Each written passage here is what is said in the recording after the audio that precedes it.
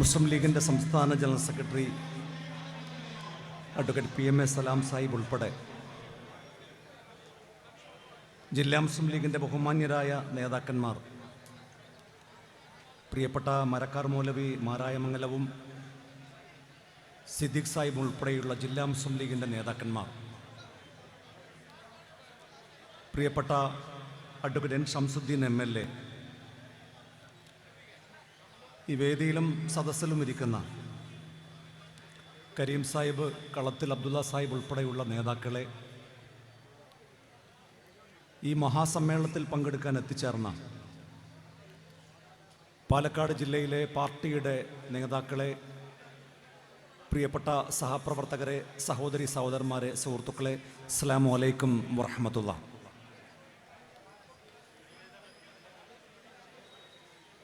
പാലക്കാട് ജില്ലാ മുസ്ലിം league committee ഈ കഴിഞ്ഞ ഒരു മാസക്കാലം നീണ്ടു നിൽക്കുന്ന ഐതിഹാസികമായ സമ്മേളനത്തിന് സമാപനം ഇന്ന് ഇവിടെ കുറിക്കുകയാണ്. ഈ സമ്മേളനത്തിൻ്റെ റാലി ഏതാനും ചില മണ്ഡലങ്ങൾ മാത്രമാണ് ഈ സദസ്സിലേക്ക് ഇപ്പോൾ കടന്നു വന്നിട്ടുള്ളത്.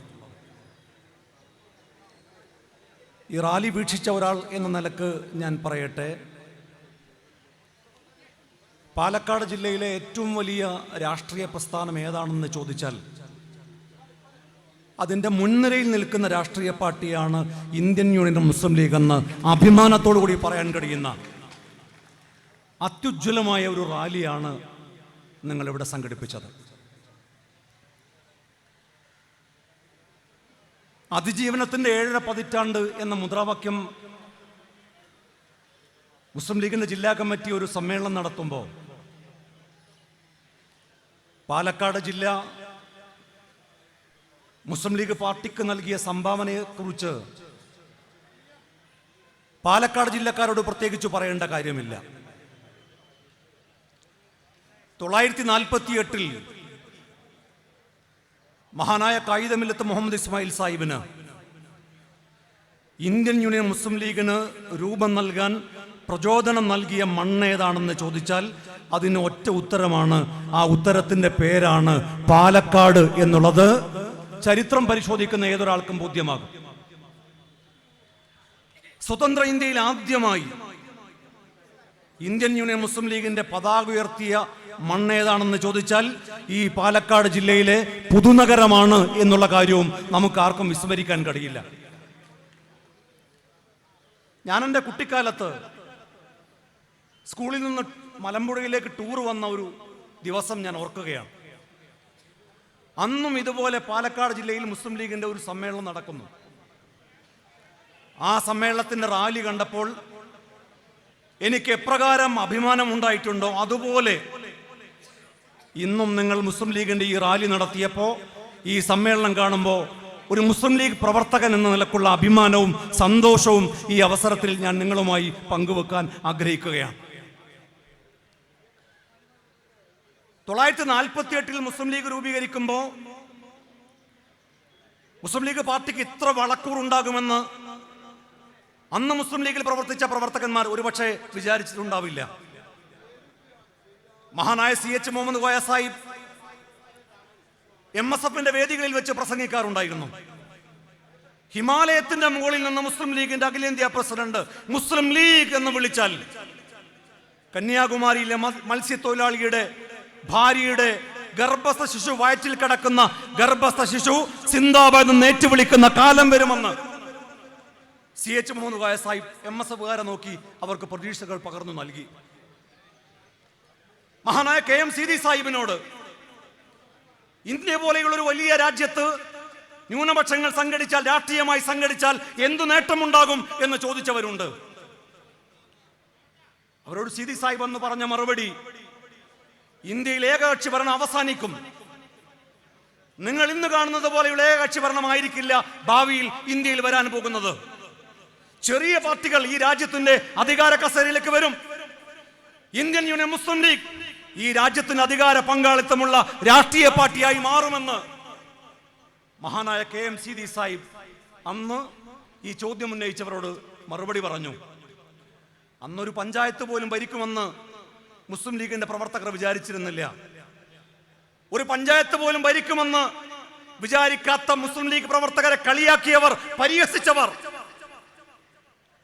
കാലം ഒരുപാട് മുന്നോട്ട് പോയപ്പോ പണ്ഡിറ്റ് ജവഹർലാൽ നെഹ്റു ഇരുന്ന സൗത്ത് ബ്ലോക്കില്ലേ, രാജ്യ തലസ്ഥാനത്ത്, ആ സൗത്ത് ബ്ലോക്കിൽ പ്രധാനമന്ത്രിയുടെ കസേരയ്ക്ക് തൊട്ടടുത്ത്, ആ ഓഫീസിന്റെ തൊട്ടടുത്ത് ഈ പച്ച പതാകയും ചുമലിലേറ്റി മലപ്പുറം ജില്ലയിൽ നിന്ന് വിജയിച്ചു പോയ ഒരു MP കേന്ദ്രമന്ത്രിയുടെ കസേരയിലിരുന്നു. ആ മനുഷ്യന്റെ പേര് E. അഹമ്മദ് എന്നായിരുന്നു.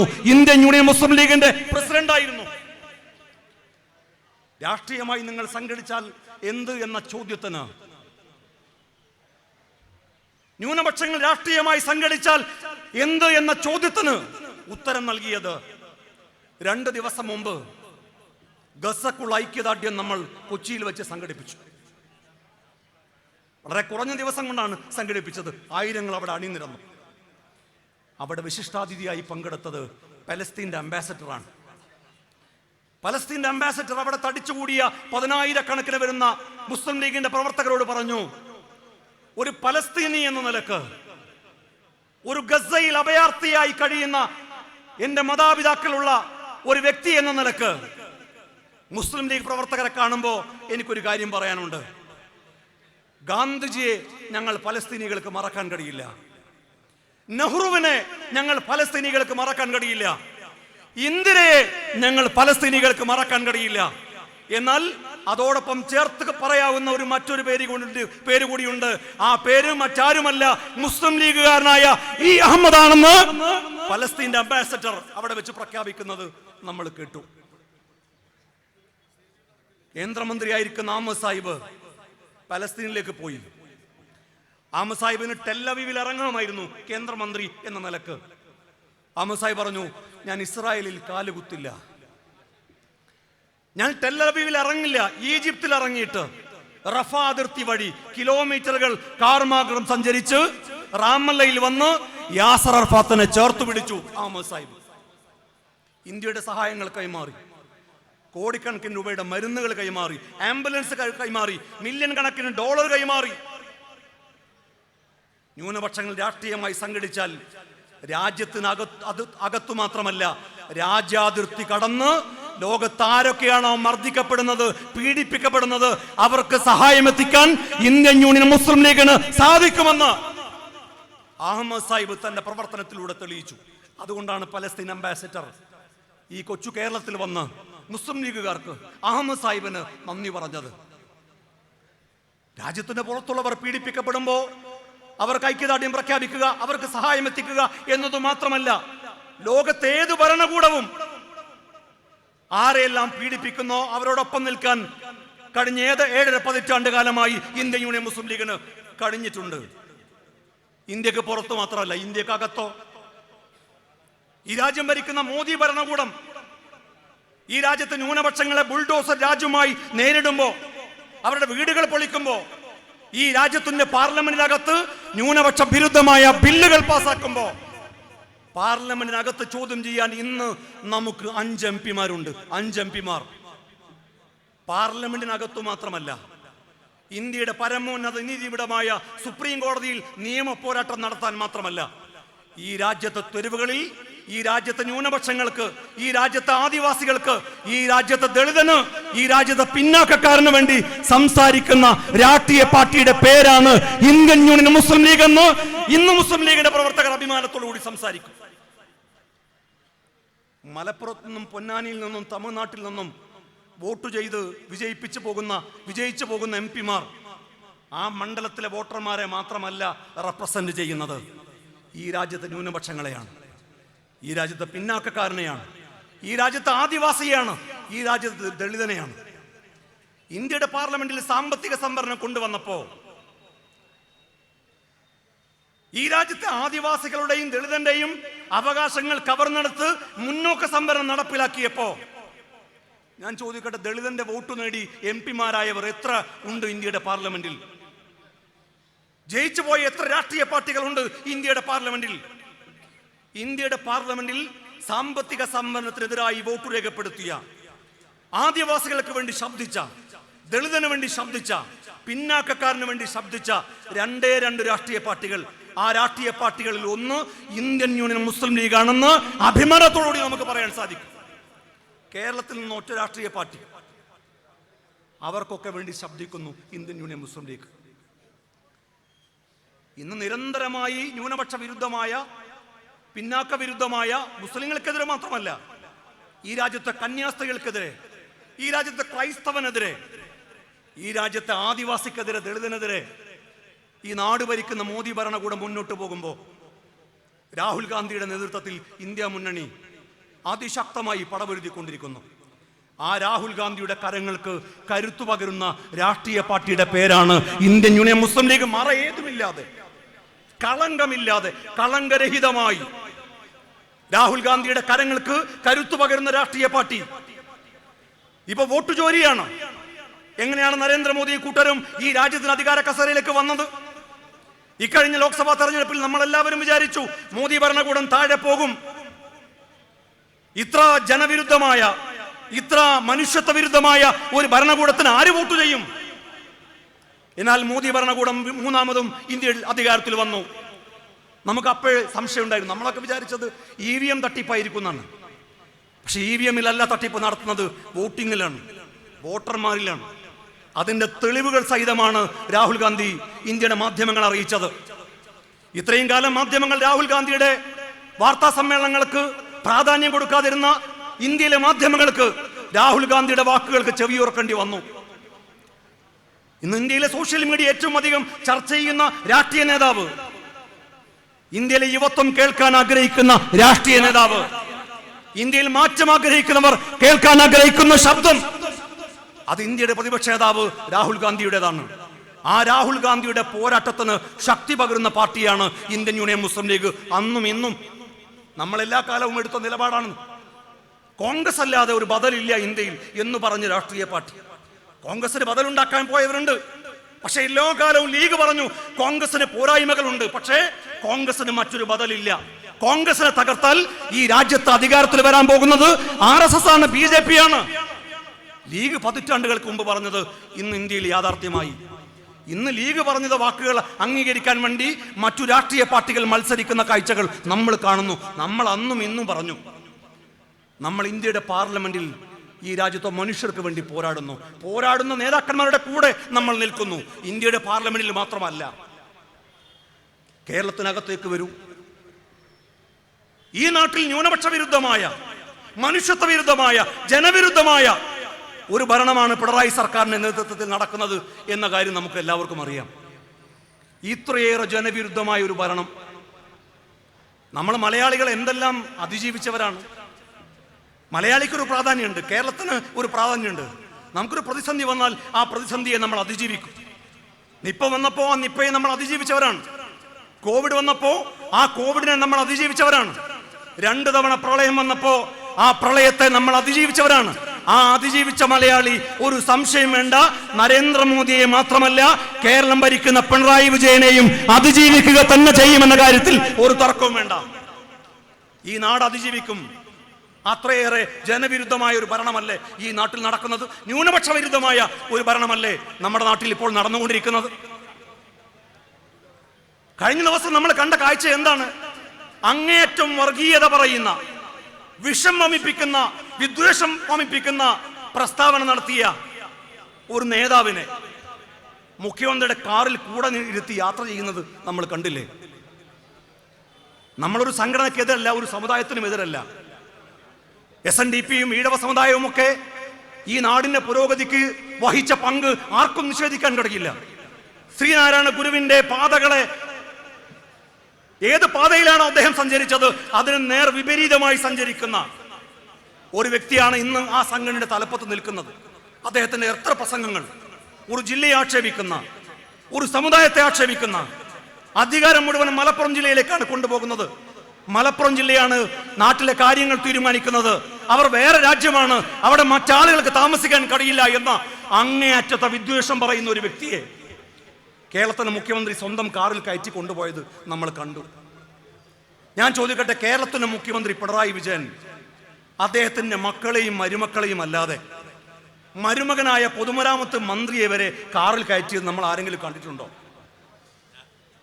അങ്ങനെയുള്ള ഒരു മുഖ്യമന്ത്രിയാണ് ഈ വിദ്വേഷം പറയുന്ന ഒരാളെ കാറിൽ കയറ്റിയത്. ഏതു പരിപാടിക്ക്? ആ പരിപാടിയിൽ ആരുടെ ആശംസയാണ് വായിച്ചത്? ബുൾഡോസർ രാജ് നടപ്പിലാക്കി ഈ രാജ്യത്തെ ന്യൂനപക്ഷങ്ങളുടെ വീടുകൾ തകർക്കുന്ന യോഗി ആദിത്യനാഥിന്റെ ആശംസ കാർഡ് വായിക്കുന്നത് അവിടെ ആരാ? VN വാസവൻ. എന്തൊരാവേശം! കേരളത്തിന്റെ മുഖ്യമന്ത്രി പിണറായി വിജയനെ സാക്ഷി നിർത്തി യോഗി ആദിത്യനാഥിന്റെ ആശംസകൾ വായിക്കുന്ന ഒരു നാടായി കേരളത്തെ മാറ്റുന്നു. ഈ മുഖ്യമന്ത്രിക്ക് ഒരു കാര്യം അറിയില്ല. വർഗീയവാദികളെ, വിദ്വേഷം പറയുന്നവരെ പുറങ്കാല് കൊണ്ട് ചവിട്ടി ഓടിച്ച മണ്ണാണ് ഈ കേരളമെന്ന് ഈ നാട് ഭരിക്കുന്ന മുഖ്യമന്ത്രി മറന്നു പോകരുത്. എന്നിട്ടോ ആഗോള അയ്യപ്പ സംഗമം നടത്തുന്നു. ആര്? Communist Marxist party. ശബരിമലയിലേക്ക് സ്ത്രീകളെ പ്രവേശിപ്പിക്കണം എന്ന് പറഞ്ഞിട്ട് ആചാര ലംഘനം നടത്തിയിട്ടാണ് ഈ നാട്ടിൽ നവോത്ഥാനം ഉണ്ടായത് എന്ന് നാടുനീളെ പ്രസംഗിച്ച കമ്മ്യൂണിസ്റ്റുകാർ തെരഞ്ഞെടുപ്പ് വരുമ്പോ ആഗോള അയ്യപ്പ സംഘം, ഇത് കാപട്യമല്ലേ? ഞാൻ ചോദിക്കട്ടെ, ശബരിമലയിലേക്ക് സ്ത്രീ പ്രവേശനം അനുവദിച്ചുകൊണ്ട് സുപ്രീം കോടതിയുടെ ഒരു ഉത്തരവ് വന്നപ്പോ ഈ രാജ്യത്തെ രാഷ്ട്രീയ പാർട്ടികളൊക്കെ ഒരു നിമിഷത്തിൽ ആശങ്കയിലായി. എന്തു പറയണമെന്ന് ഒരാശങ്കയുമില്ലാതെ ആദ്യമായി ഞങ്ങൾ വിശ്വാസികളോടൊപ്പമാണ്, ശബരിമലയിലേക്ക് സ്ത്രീകളെ പ്രവേശിപ്പിച്ച് അവിടെ വിശ്വാസത്തിൽ ഇടപെടരുത് എന്ന് പറഞ്ഞ പാർട്ടിയുടെ നേതാവിന്റെ പേര് പാണക്കാട് സയ്യിദ് സാദിഖ് അലി ശിഹാബ് തങ്ങൾ എന്നാണ്. ഒരാളും പറഞ്ഞിട്ടില്ല, അന്ന് ഒരു രാഷ്ട്രീയ പാർട്ടിയും പറഞ്ഞിട്ടില്ല. നമ്മളന്ന് വിശ്വാസികളോടൊപ്പം നിന്നു, നമ്മളന്ന് ഹിന്ദുമത വിശ്വാസികളോടൊപ്പം നിന്നു. മാത്രമല്ല, ആചാരം സംരക്ഷിക്കണമെന്ന് ആവശ്യപ്പെട്ട് ഹിന്ദുമത വിശ്വാസികൾ ഈ തെരുവിലിറങ്ങി സമരം ചെയ്തപ്പോ മുസ്ലിം ലീഗിന്റെ പ്രവർത്തകന്മാർ നാരങ്ങാ വെള്ളവുമായി പോയി അവരെ സ്വീകരിക്കാൻ. എന്താ നമ്മളെ കളിയാക്കിയത്? നാരങ്ങാ league, Ayyappa league. Ayyappa league എന്ന് ആക്ഷേപിച്ചപ്പോ നമ്മൾ പറഞ്ഞു, ശരിയാണ്, ഹിന്ദുമത വിശ്വാസികളെ ചേർത്ത് പിടിച്ചതിന്റെ പേരിൽ ഞങ്ങൾ അയ്യപ്പ ലീഗ് എന്ന് പറഞ്ഞാൽ അത് ഞങ്ങൾ ഒരു സർട്ടിഫിക്കറ്റ് ആയി എടുക്കും. അവർക്ക് നാരങ്ങാ വെള്ളം കൊടുത്താൽ ഞങ്ങളെ നാരങ്ങാ ലീഗ് എന്ന് വിളിച്ചാൽ ഞങ്ങൾ ഒരു അഭിമാനമായി എടുക്കും. അന്ന് ആ വിശ്വാസിയുടെ കൂടെ നിന്നു ഇന്ത്യൻ യൂണിയൻ മുസ്ലിം ലീഗ്. അന്ന് നമ്മളെ ആക്ഷേപിച്ചവർ ഇന്ന് യോഗി ആദിത്യനാഥിനെ പച്ചപ്പരവതാനി വിരിച്ച് ഇന്ന് അയ്യപ്പ സംഗമം നടത്തുന്നു. എന്തിനു വേണ്ടി? 4 വോട്ടിന് വേണ്ടി. വെള്ളാപ്പള്ളി നടേശൻ മുഖ്യമന്ത്രി പിണറായി വിജയൻ അയ്യപ്പ ഭക്തനാണെന്ന് പറയുമ്പോ ഒരക്ഷരം മറുപടി പറയുന്നില്ല. ഈ രാജ്യം മുഴുവനും ആചാരം ലംഘിക്കാൻ, ശബരിമലയിലേക്ക് എന്ത് വില കൊടുത്തും സ്ത്രീകളെ കയറ്റാൻ, ഹിന്ദുമത വിശ്വാസികളുടെ വിശ്വാസങ്ങളെ വ്രണപ്പെടുത്താൻ ഒരു ഭരണകൂടത്തെ ഉപയോഗിച്ച്, പോലീസിനെ ഉപയോഗിച്ച് കഠിനാധ്വാനം ചെയ്ത ഒരു മുഖ്യമന്ത്രിയാണ് ഈ മാറ്റം. എന്നിട്ട് ഇപ്പോ തെരഞ്ഞെടുപ്പ് വരുമ്പോൾ വോട്ട് കിട്ടാൻ വേണ്ടി കെട്ടിപ്പിടിക്കുന്നു, മന്ത്രിമാർ ഉമ്മ കൊടുക്കുന്നു. എന്തെല്ലാം കാഴ്ചകളാണ്! ആരെയും കെട്ടിപ്പിടിച്ചു കൊള്ളട്ടെ, നമുക്ക് പരാതിയില്ല. ആർക്കും ഉമ്മ കൊടുത്തു കൊള്ളട്ടെ, നമുക്ക് പരാതിയില്ല. പക്ഷെ ഈ തെരഞ്ഞെടുപ്പ് വരുമ്പോ ഈ കാപട്യം എന്തിനാണ്? അതാണോ നിങ്ങളുടെ നിലപാട്? 7 സുന്ദര രാത്രികൾ എന്ന് പറയുന്ന നാടകത്തില് പാഷാണം വർക്കിയുടെ ഒരു കഥാപാത്രമുണ്ട്. പാഷാണം വർക്കി ഒരു പിരിവുകാരനാ. പാഷാണം വർക്കി എന്താ ചെയ്യുന്നറിയോ? ക്രിസ്തുമത വിശ്വാസികളുടെ വീട്ടിൽ പോകുമ്പോ തോമസ് ലീഹായുടെ ഫോട്ടോ, ഹിന്ദുക്കളുടെ വീടുകളിൽ പോകുമ്പോ അയ്യപ്പന്റെ ഫോട്ടോ, മുസ്ലിങ്ങളുടെ വീട്ടിൽ പോകുമ്പോ കാബയുടെ ഫോട്ടോ. ഓരോ സമയത്ത് ഓരോ കാർഡ് ഇദ്ദേഹം ഉയർത്തി കാണിക്കും. അവസാനം ആ നാടകത്തിന്റെ ഒടുവിൽ നാട്ടുകാർ ഈ തട്ടിപ്പ് കണ്ടുപിടിക്കും. എന്നിട്ട് ആ പാഷാണം വർക്കിയെ പൊതിരെ തല്ലി പറഞ്ഞു വിടുന്നതാണ് 7 സുന്ദരരാത്രികൾ എന്ന നാടകമെങ്കിൽ ഇന്നത്തെ കാലത്തെ അഭിനവ പാഷാണം വർക്കിമാരെ ഈ മലയാള നാട് കൈകാര്യം ചെയ്യുക തന്നെ ചെയ്യുമെന്ന കാര്യത്തിൽ ഒരു തർക്കവും വേണ്ട. നിങ്ങളെ ഈ തട്ടിപ്പൊക്കെ ഈ നാട് കൈയോടെ പിടികൂടും. എന്താ കാര്യം? കഴിഞ്ഞ 9 കൊല്ലമായി 10 കൊല്ലമായി ഈ നാട് ഭരിച്ചു മുടിക്കുന്ന ഒരു സർക്കാരാണ് പിണറായി സർക്കാർ. ആർക്കാണ് നിഷേധിക്കാൻ കഴിയുക? ഞാൻ രണ്ട് കാര്യം പറയാം. കേരളം ലോകത്തിനു മുമ്പിൽ, രാജ്യത്തിനു മുമ്പിൽ തല ഉയർത്തിപ്പിടിച്ചു എന്നത് 2 കാര്യത്തിലാണ്. ഒന്ന് വിദ്യാഭ്യാസ വകുപ്പ്, മറ്റൊന്ന് ആരോഗ്യ വകുപ്പ്. നിങ്ങൾ നോക്കൂ, നമ്മുടെ വിദ്യാഭ്യാസ വകുപ്പിന്റെ അവസ്ഥ എന്താണ്? ഒരു കാലത്ത് കേരളം ലോകത്തിനു മുമ്പിൽ, ഇന്ത്യക്ക് മുമ്പിൽ തല ഉയർത്തിപ്പിടിച്ചത് വിദ്യാഭ്യാസ വകുപ്പാണെങ്കിൽ ഇന്ന് മുഖ്യമന്ത്രി പിണറായി വിജയന്റെ നാട്ടിൽ പോലും, അദ്ദേഹത്തിന്റെ മണ്ഡലത്തിൽ പോലും സ്കൂളുകൾ അടച്ചുപൂട്ടുന്ന വാർത്തകളാണ് ഓരോ ദിവസവും പുറത്തു വരുന്നത്. സ്കൂളുകൾ, കെട്ടിടങ്ങൾ തകർന്നു വീഴുന്നു. കുട്ടികൾക്ക് സമയത്തിന് ചോദ്യപേപ്പർ കിട്ടുന്നില്ല, ചോദ്യപേപ്പർ ചോരുന്നു. കൃത്യസമയത്ത് പരീക്ഷയുടെ മാർക്കുകൾ കൊടുക്കുന്നില്ല, റിസൾട്ടുകൾ പ്രഖ്യാപിക്കുന്നില്ല. എന്നിട്ടോ ഇതിന്റെ എല്ലാം പേരിൽ അഴിമതി നടത്തുന്ന ഒരു സർക്കാരായി കേരളം ഭരിക്കുന്ന സർക്കാർ മാറുന്നു. ആരോഗ്യവകുപ്പോ നിങ്ങൾ ആലോചിക്ക്. ഒരു കാലത്ത് അറബികൾ നമ്മുടെ നാട്ടിലേക്ക് വന്നിരുന്നു ചികിത്സക്ക്. ഇന്ന് കേരളത്തിലെ മന്ത്രി സജി ചെറിയാൻ പറഞ്ഞത്, എന്റെ ജീവനിൽ കൊതിയുള്ളത് കൊണ്ട് ഞാനിപ്പോ സർക്കാർ ആശുപത്രിയിലേക്ക് പോകാറില്ല, ഞാൻ സ്വകാര്യ ആശുപത്രിയിലേക്കാണ് പോകാറ് എന്ന് കേരളത്തിലെ ഒരു മന്ത്രി പറയുന്ന വാർത്തകളല്ലേ നമ്മൾ കണ്ടത്? അദ്ദേഹം നേരിട്ട് പറയുന്നതല്ലേ നമ്മൾ കേട്ടത്? അങ്ങനെ ഒരു നാടായി ആരോഗ്യ മേഖലയെ, കേരളത്തിലെ ആരോഗ്യ മേഖലയെ മാറ്റിയില്ലേ? കോഴിക്കോട് മെഡിക്കൽ കോളേജിൽ അർച്ചന എന്ന് പറയുന്ന ഒരു പാവപ്പെട്ട സ്ത്രീ പ്രസവത്തിന് പോയതാണ്. ഇവിടെ ഒരുപാട് സഹോദരിമാർ ഇരിക്കുന്നുണ്ട്. പ്രസവത്തിന് പോയപ്പോൾ സിസേറിയനായി. സിസേറിയൻ കഴിഞ്ഞു 6 കൊല്ലം അവർക്ക് വയറ്റിൽ വേദന മാറുന്നില്ല. അവസാനം കണ്ടെത്തി എന്താണെന്നറിയോ? 12 സെന്റിമീറ്റർ നീളവും 6 സെന്റിമീറ്റർ വീതിയുമുള്ള ഒരു കത്രിക. ഇതെങ്ങനെയാ കണ്ടുപിടിച്ചെന്നറിയോ? പങ്ക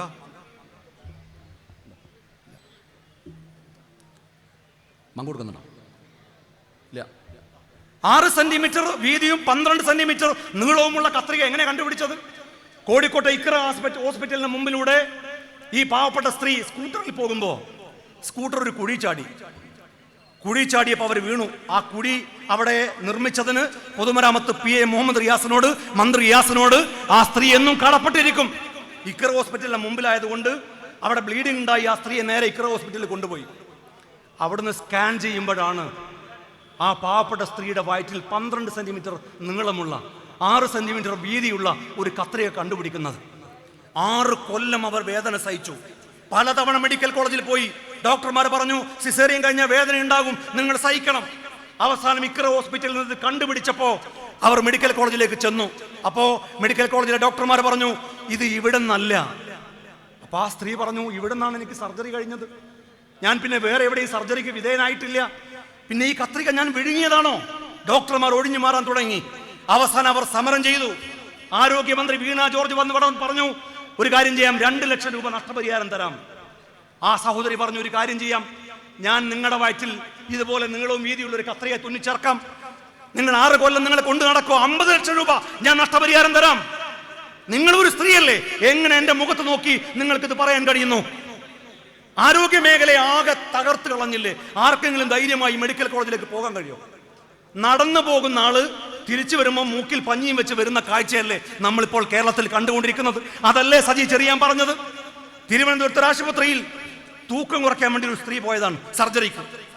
തൂക്കം കുറയ്ക്കാനുള്ള സർജറി കഴിഞ്ഞ് തിരിച്ചു വരുമ്പോൾ ആ സ്ത്രീയുടെ കാലിന്റെ 5 വിരൽ കാണുന്നില്ല, കൈയിന്റെ 4 വിരൽ കാണുന്നില്ല, 9 വിരൽ പോയി. തൂക്കം കുറഞ്ഞു. 9 വിരൽ പോയാൽ തൂക്കം കുറയല്ലോ. ഇങ്ങനെ ചോദിക്കാനും പറയാനും ആളില്ലാത്ത ഒരു ആതുരാലയ മേഖലയായി, ആരോഗ്യ മേഖലയായി നമ്മുടെ രാജ്യത്തെ ആശുപത്രികളെ മാറ്റി. എന്നാലോ അഴിമതിക്കൊരു കുറവില്ല. നിങ്ങളറിയൂ, ഈ റോട്ടിലൂടെ ഓടുന്ന 108 ആംബുലൻസ് ഇല്ലേ? സംസ്ഥാന സർക്കാരിന്റെ കീഴിൽ 317 ആംബുലൻസ് ഉണ്ട്. 1 കിലോമീറ്ററിന് എത്രയാണ് ഇത്രയും കാലം കേരളം ഭരിക്കുന്ന പിണറായി സർക്കാർ കൊടുത്തത്? ആംബുലൻസിന് 300-ൽ പരം രൂപ. ഏതാണ്ട് 250 കോടി രൂപയുടെ അഴിമതിയാണ് ഈ നാട് ഭരിക്കുന്ന സർക്കാർ നടത്തിയത്. ഞാൻ ചോദിക്കട്ടെ, സംസ്ഥാന സർക്കാരിന്റെ കീഴിൽ 317, 108 ആംബുലൻസ് ആണ് ഉള്ളതെങ്കിൽ ഇന്ത്യൻ യൂണിയൻ മുസ്ലിം ലീഗിന്റെ കീഴിൽ 400-ൽ പരം ആംബുലൻസുകളാണ് ഈ നാടൊട്ടുക്കും ഓടുന്നത്. നമ്മൾ എത്രയാ 1 കിലോമീറ്ററിന് വാങ്ങുന്നത്? നമ്മൾ പരമാവധി പോയാൽ 50 രൂപ, അതും പാവങ്ങളുടെ കയ്യിൽ നിന്ന് സൗജന്യമായി അവർക്ക് ആംബുലൻസ് കൊടുക്കും. അല്ലെങ്കിൽ പകുതി പൈസക്ക്. പരമാവധി പോയാൽ 1 കിലോമീറ്ററിന് 50 രൂപ. ഞാൻ ചോദിക്കട്ടെ, ഈ നാട് ഭരിക്കുന്ന സർക്കാർ ഗുജറാത്തിലെ ഒരു സ്വകാര്യ കമ്പനിക്ക് 108 ആംബുലൻസിന് 1 കിലോമീറ്റർ ഓടിയാൽ ഞാനും നിങ്ങളും കൊടുക്കുന്ന നികുതി പണത്തിൽ നിന്ന് 300-ൽ പരം രൂപ കൊടുത്തു. ഏതാണ്ട് 250 കോടി രൂപയാണ്. ഇപ്പൊ 2ാമത് ടെൻഡർ എടുത്തപ്പോ അതിന്റെ നേർപകുതിയിൽ താഴെയായി. അതെങ്ങനെയാ നേർപകുതിയിൽ താഴെയാകുന്നത്? അപ്പൊ ഇത്രയും കാലം കൊടുത്തത് എത്ര രൂപക്കാണ്? ലീഗ് പറഞ്ഞില്ലേ ഞങ്ങൾ 50 രൂപ കോടാം, ഞങ്ങൾ 40 രൂപ കോടാം. ഈ പാവപ്പെട്ടവന്റെ നികുതി കൊള്ളയടിക്കുന്ന കോവിഡിന്റെ മറവിൽ പോലും PPE കിറ്റിന്റെ പേരിൽ, ഗ്ലൗസിന്റെ പേരിൽ ഈ രാജ്യത്ത് അഴിമതി നടത്തിയ ഭരണകൂടം ഏതാണെന്ന് ചോദിച്ചാൽ പിണറായി വിജയൻ സർക്കാരാണ് എന്നല്ലേ നമുക്ക് പറയാൻ സാധിക്കുക? ഈ നെറികെട്ട ഭരണം ഈ നാട്ടിൽ മുന്നോട്ട് പോകുമ്പോഴാണ് ഈ കാര്യങ്ങൾ ചർച്ച ചെയ്യാതിരിക്കാൻ വേണ്ടി. എന്തിനാ ഈ പാലക്കാട് ഇന്ന് നമ്മൾ സമരം കണ്ടില്ലേ? Brewery distillery. ഈ പാലക്കാട്ടുകാർക്ക് വേണ്ടത് ബ്രൂവറിയും ഡിസ്റ്റിലറിയുമാണോ? ഇവിടെ കുടിവെള്ളത്തിന് പോലും പ്രയാസം അനുഭവിക്കുന്ന ഈ പാലക്കാട് ജില്ലയിൽ അടിയന്തരമായി കൊടുക്കേണ്ടത് ബ്രൂവറി ഡിസ്റ്റിലറിയാണോ? ഈ 9 കൊല്ലത്തിനിടയിൽ ഈ നാട് ഭരിക്കുന്ന സർക്കാർ ആകെ ചെയ്ത കാര്യം സ്കൂൾ കൊടുത്തോ ഇല്ല, സർവകലാശാല കൊടുത്തോ ഇല്ല, കോളേജ് കൊടുത്തോ ഇല്ല, ഒരു പുതിയ മെഡിക്കൽ കോളേജ് കൊടുത്തോ ഇല്ല. എന്നാലോ ഇഷ്ടം പോലെ ബാർ, 917 ബാറാണ്. പിണറായി സർക്കാർ അധികാരത്തിൽ വന്നതിന് ശേഷം 917 ബാറാണ്.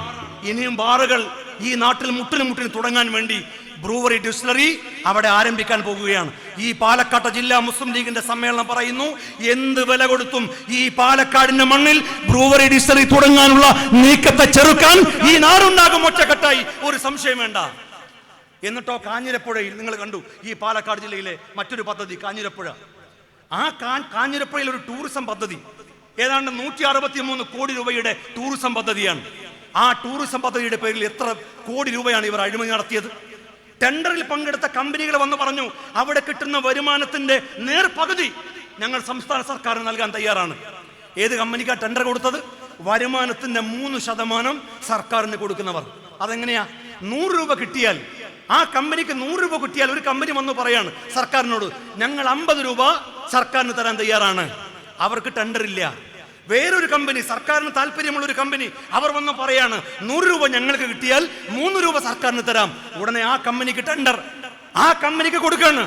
അങ്ങനെ പാലക്കാട് ജില്ലയിൽ മാത്രം കാഞ്ഞിരപ്പുഴ ഡാമിന്റെ പേരിൽ മാത്രം എത്ര കോടി രൂപയാണ് ഈ നാട് ഭരിക്കുന്ന സർക്കാർ അഴിമതി നടത്തിയത്? ഈ അഴിമതികൾ മറച്ചു പിടിക്കാൻ വേണ്ടി UDF നേതാക്കന്മാർക്കെതിരെ, UDFന്റെ യുവ നേതാക്കന്മാർക്ക് നേരെ ആക്ഷേപങ്ങളുമായി വരിക. UDF നേതാക്കന്മാരുടെ പേരിൽ കള്ളക്കേസ് എടുക്കുക. VD സതീശന്റെ പേരിൽ, പ്രതിപക്ഷ നേതാവ് VD സതീശന്റെ പേരിൽ, KPCC പ്രസിഡന്റായിരുന്ന K സുധാകരന്റെ പേരിൽ, ഈ നാട്ടിലെ UDFന്റെ മുഴുവൻ നേതാക്കന്മാരുടെ പേരിൽ എന്തെല്ലാം വ്യാജ ആരോപണങ്ങളാണ്, എന്തെല്ലാം കള്ള കേസുകളാണ് ഇവിടെ എടുത്തത്. ഈ പാലക്കാട്ടുകാരനായ ഷാഫി പറമ്പിലിന്റെ പേരിൽ ഈ കഴിഞ്ഞ ദിവസം എന്ത് വൃത്തികെട്ട ആക്ഷേപമാണ് ഉന്നയിച്ചത്. ആ വൃത്തികെട്ട ആക്ഷേപം ഉന്നയിച്ച CPMന്റെ ജില്ലാ സെക്രട്ടറിയുടെ പേരിൽ എന്തെങ്കിലും നടപടി സ്വീകരിച്ചോ? എന്നാൽ CPMന്റെ ഒരു MLAയും CPMന്റെ ഒരു വനിതാ നേതാവിനെതിരെയും ഒരു ആരോപണം വന്നു. ആരോപണം വന്നപ്പോ ഉടനെ വനിതാ നേതാവിന്റെ ക്ലാസ്, ലൈംഗികത എന്ന് പറയുന്നത് നടുറോഡിൽ ചർച്ച ചെയ്യേണ്ട കാര്യമല്ല.